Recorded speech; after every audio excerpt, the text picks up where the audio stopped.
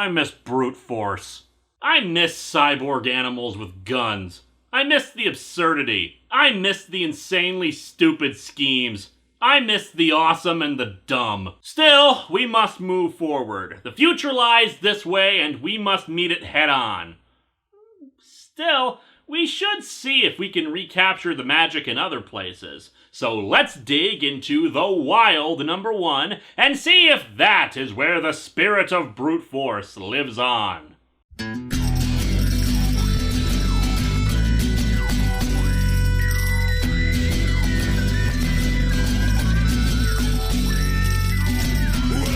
to Atop the Fourth Wall, where bad comics burn.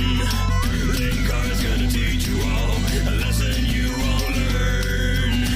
Brodsky, you're not the smartest. Life out, you're not an artist. Anyone who's had a bad comic published, it could be your turn. Linkara, he's a man punch, wears a birdie hat. Linkara, he has a magic gun. Where'd he purchase that? Linkara, coins, robots, Amazon and trucks. Linkara, this comic sucks. Linkara.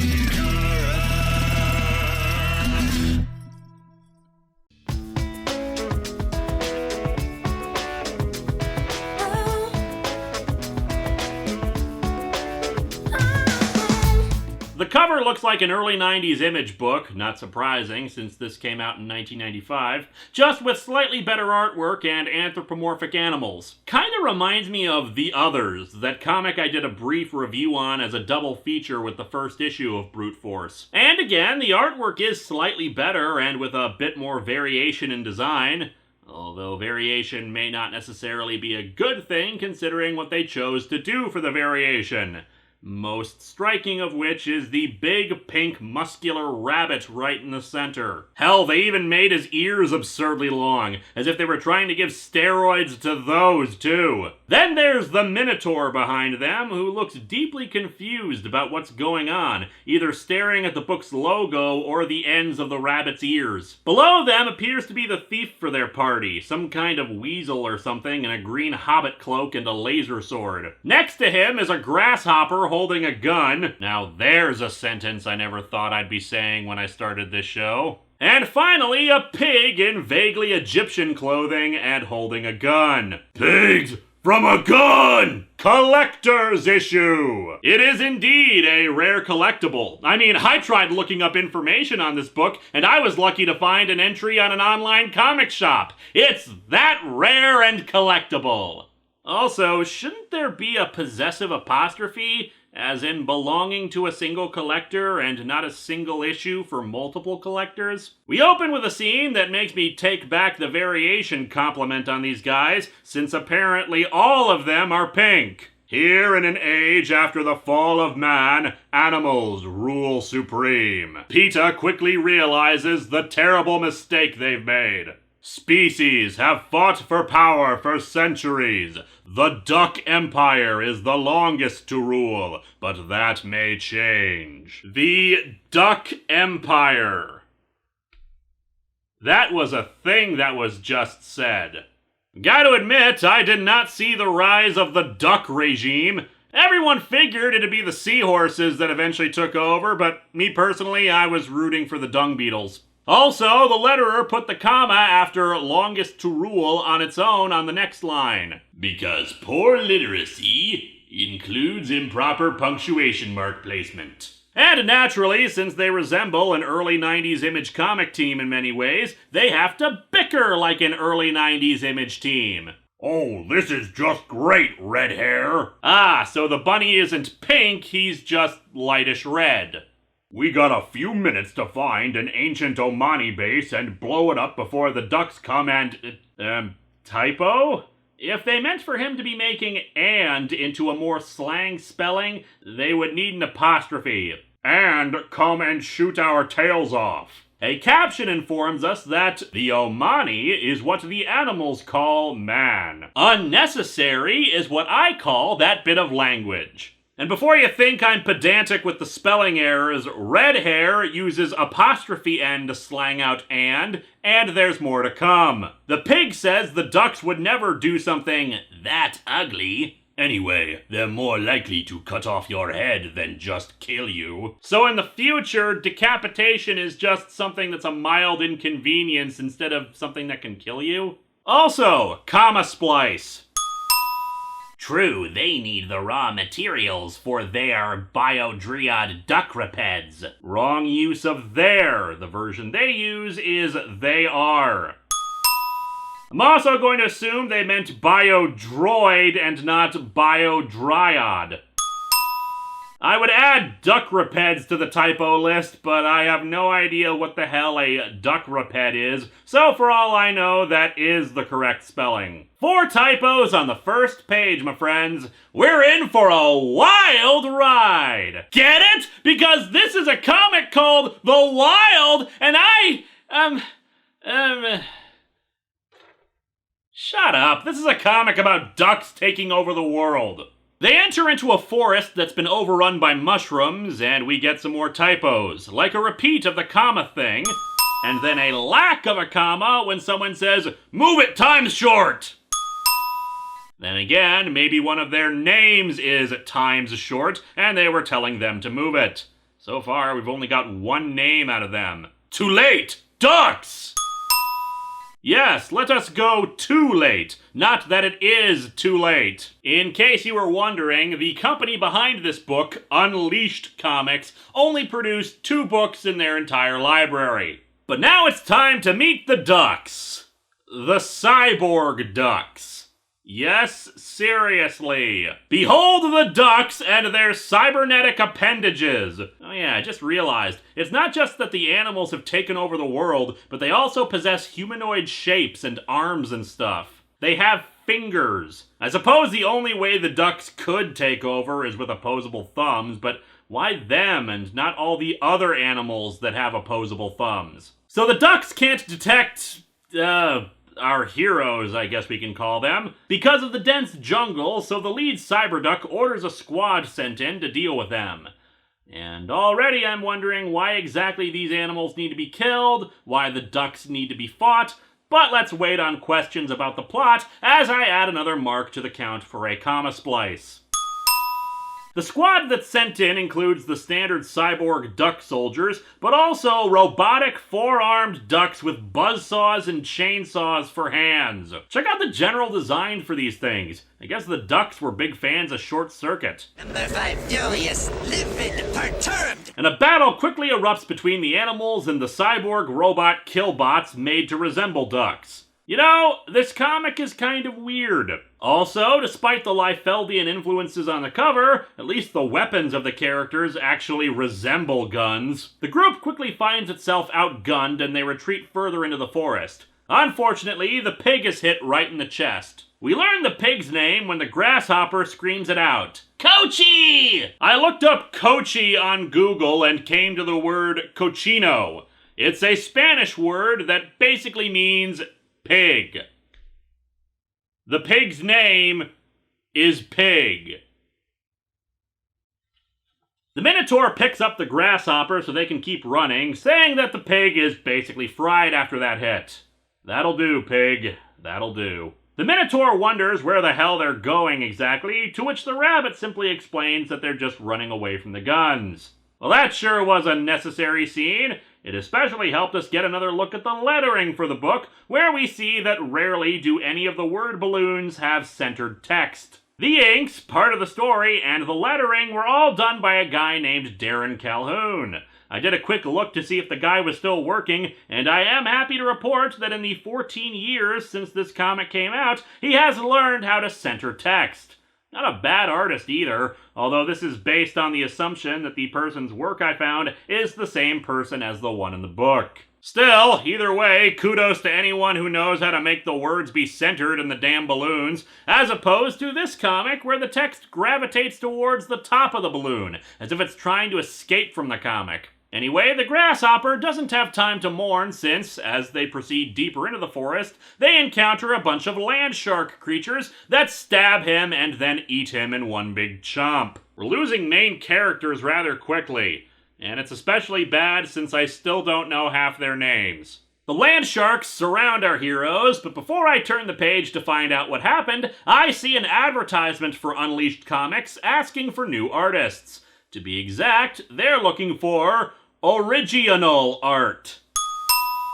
I'd also note they have a period in one sentence, but then none for the second and third, so that should go to the typos count. But frankly, I think original pretty much takes the cake for the ad. And then we have a 2-page spread with the characters firing their guns everywhere, even doing the classic show every shot fired in an arc like a strobe light thing with the weasel. It appears that these are mushrooms that would rather eat than to be eaten. You would think that with the animals now running the world that they would know the difference between mushrooms and sharks.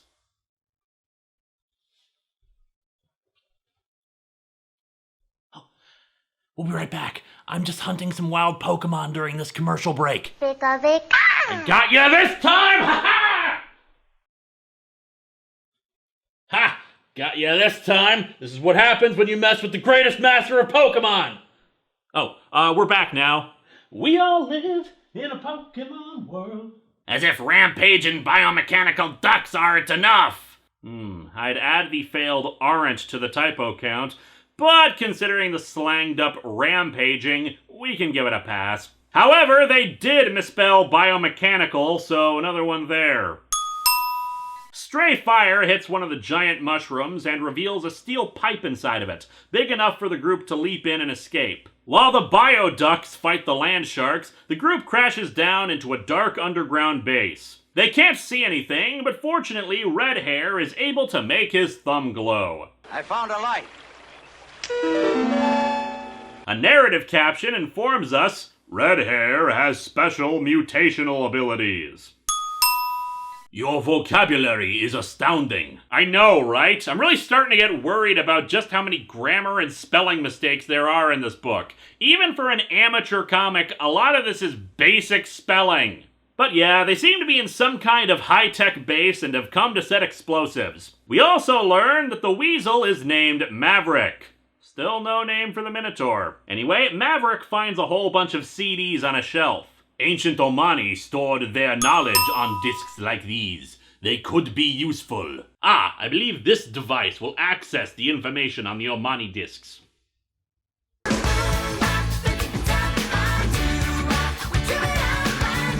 What does it mean?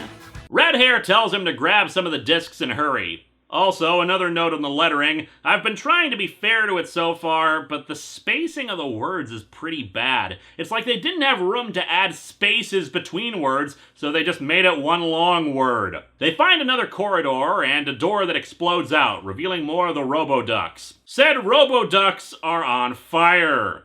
This is one of the most metal things I've ever seen. And I've seen Neutro riding on a whale and Superman riding on a giant cat. It seems the Roboducks are the previously mentioned duckrapeds, since they use living tissue as part of them, and the Minotaur somehow recognizes one of them. Raj? It can't be! Raj, huh?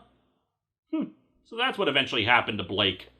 The Minotaur begs forgiveness before blowing Raj away. And then they arm a grenade and toss it behind them, running away from the explosion in an admittedly badass panel. Seriously, it's like a 90s action movie with this explosion. Unfortunately, the duckrapeds survive, but the explosion masks our heroes' escape and gives the impression to the ducks that they've been killed. The duckrapeds are able to access the remaining technology of the underground base, even gaining access to some kind of ship that was inside of it. After that, no idea. The ship seems to lift off and then I think rains fire down on the remaining duck forces, but your guess is as good as mine. Meanwhile, our heroes make their way into some kind of ventilation system, naturally large enough to fit the oversized steroid-abusing rabbit. The vent leads them to a water pipe and a significant drop into what I think is a lake. Back with the ducks, the ship is either hovering very close to the ground or is landed next to the mushrooms. Can't tell. And the main duck ship approaches and is shot down. You'll forgive me if I don't understand some of the stuff that's happening. The coloring is not exactly great when it comes to the backgrounds, preferring this minimalistic style that makes the sky look overexposed. The explosions, in turn, are equally white, so it makes the whole thing look like it's a black and white comic. Back with our heroes, the group manages to climb up the side of the ledge where the pipe exited and find themselves on a plateau. They dust themselves off and get themselves collected. Oh yeah, I got a killer wedgie. Thanks for the info, dude who still doesn't have a name. Although, in an earlier scene, they called you Butthead. Maybe that's your name. Unfortunately, the spacecraft hovers in behind them. And so our comic ends with the perspective of the ship, which has targeting reticles aimed at our 3 remaining heroes. And that's the comic. Seriously, that's it. End of story. Well, sort of. There are 2 things left to talk about. Like I said, Unleashed Comics, as far as I can tell, only released 2 books. The other comic was not the next issue of The Wild. However, they were apparently working on a second issue, since they do include a brief preview of it all in blue inks. There's nothing to say about it, though. It's just the Duck headquarters dispatching fighters to help the ship that was shot down. There's nothing really to comment on or make fun of, especially in light of the fact that the thing doesn't seem to have been released. I mean, it's possible the second issue is out there and I just couldn't find info on it, but the problem with the generic names of the company and the comic, well, I was lucky to find any entry on this thing anywhere on the web. The second thing to comment on is a great big honking exposition dump on the premise of the book and a call for letters for the letters page, with the column called Hairlines. I do sometimes miss that about comics. Some books still do it on occasion, but letters pages were a great place to see direct feedback from fans on a book before the internet came along, especially seeing fan theories about what was going to happen. We feel it prudent to inform you, the reader, about the world you have been thrust into. We feel it's prudent to tell you about this world after you've already finished the comic. The lettering is no better here, despite the fact that they had a whole page to work with. Hell, technically 2 pages, since they left so much damn free space on the top and bottom and just continued on the next page. They'd probably be able to fit everything on 1 page if they just bothered to not put spaces around the commas. Hell, they do that with the periods too. End of sentence, space, punctuation mark. Who the hell writes like that? So yeah, exposition about this world that only exists in the 1 comic. The first society to develop was the dogs. Obviously, the superior race, having the man-animal chauffeured around. However, the dogs were too trusting, and they fell prey to the guile of the cats. Yeah, I think we all pretty much saw that coming. After a war broke out between cats and dogs, a new power emerged. The bears. The bears who had watched and waited patiently, gathering wealth and power from both sides, selling raw materials and food for technology. Oh my god, bears driving! How can that be? Then roaches took over thanks to being able to breed superior numbers.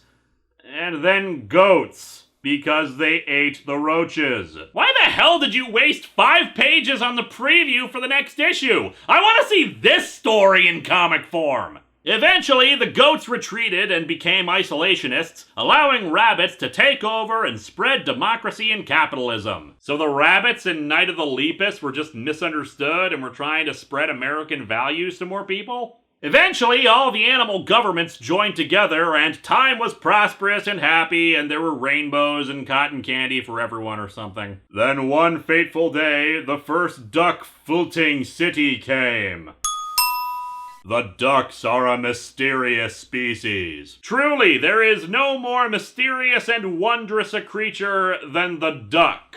Turns out the ducks have been working for years on cybernetics and anti-gravity technology, with floating cities and superior air technology. We were discussing air supremacy, Sir Arthur. The ducks were able to conquer the world and convert any who oppose them into the duckrapeds. But there is hope. A brave few, perhaps foolish few, rebel against the ducks. Red Hair, Splice, is one of these individuals. So it's Red Hair the rabbit versus the ducks? Rabbit season! Duck season! Rabbit season! This comic sucks, but it is kind of awesome.